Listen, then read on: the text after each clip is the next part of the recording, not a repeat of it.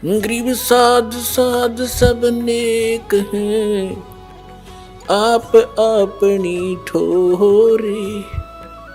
जो सतलोक ले जाएंगे वो साधु कोई और।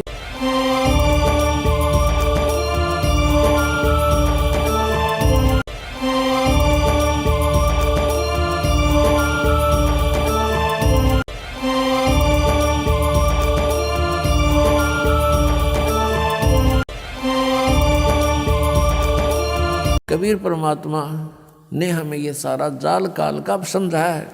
तो हमारा उद्देश्य है, यदि आप जी बरवाला आश्रम में आते हो, ठीक है, पहले तो पुण्यात्मा दुख निवारण की ही इच्छा करते हैं, उसके साथ साथ फिर उनको ज्ञान भी प्राप्त हो जाता है। ये समर्थ परमात्मा है कबीर जी, और ये सब कुछ कर सकते हैं, आपके सर्व कष्टों का निवारण भी कर देंगे। लेकिन जब आप सुखी हो जाते हो, परमात्मा से दूर हो जाते हो, ये एक ऐसी हमारे अंदर एक बुराई है या कमी है, त्रुटि है। हम सतलोक में थे और सतलोक के अंदर हमारे को कोई असुविधा नहीं थी, सारे सुख भगवान ने दे रखे थे, कबीर परमेश्वर ने, सत्य पुरुष ने। उस सुख में हम परमात्मा को भूले थे और इस काल को चाहने लग गए थे। ये तपस्या कर रहा था खड़ा होकर के, हम भगवान को भूलकर इसको चाहने लग गए। भगवान ने, परमात्मा कबीर जी ने बहुत बार हमें संकेत किया, लेकिन हम बाज नहीं आए। हम परमात्मा के दिल से उतर गए, उन्होंने हमें हृदय से रिजेक्ट कर दिया।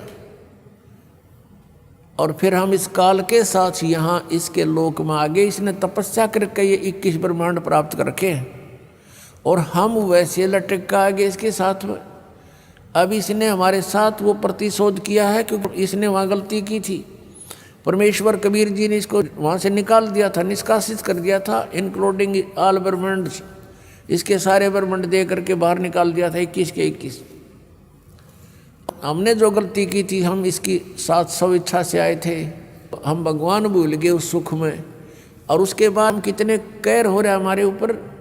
पुण्यात्मा, ये दंत कथा मत समझना, क्योंकि आज तक आपने केवल सिंपल कथाएं सुनी है रामायण और महाभारत की, आप उनको सत्य मान रहे हो। सत्य तो हैं वो जिस सतर की है, वो घटना ऐसी घटी है। लेकिन ये जो कथा है, ये वो अमर कथा है, अनमोल कथा है, ये वो ज्ञान है, तत्व ज्ञान, जो अभी तक किसी के पास नहीं था। परमात्मा ने कहा था, धर्मदास तो लाख दुहाई, ये मूल ज्ञान की दबार ना जाई। मूल ज्ञान बाहर जो पर ही, बिजली पीढ़ी हंसनी तरही। मूल ज्ञान तब तक छुपाई जब तक ये द्वादश पंथ ना मिट जाई। तो पुण्यात्माओं, आप जी ये ना सोचना कि वैसे कथाएं हैं, ये सच्ची कथाएं हैं, हम वहाँ रहते थे, हम यहाँ के नहीं हैं। आज आप विचार भी करना चाहिए, जोर देना चाहिए बुद्धि पर, क्योंकि काल ने इतना प्रेशर बना रखा है कि जीव इतनी देर सोच नहीं सकता। उसी समय इसको कोई समस्या याद आ जाती है, कोई और बकवाद याद आ जाती है, इस तरह भूल जाता तो हट जाता है ये मन वहाँ से। तो हमने इस बात को गहराई से सोचना पड़ेगा। आज आप समझते हो मुझे सब सुख है, पुत्र हैं, पुत्रियां हैं, उनके भी संतान हो गई है, बढ़िया मकान है, खूब बढ़िया व्यवस्था है, और कल मृत्यु हो जाती है आपके पुत्र की, टक्कर मार कर रो रहा प्राणी, आपकी मृत्यु हो जाती है, तो आपका क्या है यहाँ पर। तो पुण्यात्माओं, इसको गहराई से सोचना पड़ेगा, तभी ये ज्ञान समझ में आओगा। यदि आप बरवाला आश्रम में आते हो तो मोक्ष को उद्देश्य मान कराना, केवल यहाँ संकट निवारण के लिए ही नहीं, यहाँ कोई झाड़े लाने वाली व्यवस्था नहीं है। यहाँ पर मोक्ष उद्देश्य मान कर आना, फिर आपको सर्व सुख होगा और उस सुख में फिर आप भूल ना जाना परमात्मा को पुनः। इसलिए ये याद दिलाई जाती है कि हम कहाँ मार खाते हैं, काल का दाव कहाँ लगता है। तो परमात्मा ने हमें याद दिलाया आकर के कि ये मानव शरीर जो आपको मिला है, इसका मूल उद्देश्य भक्ति करके परमात्मा पाना है।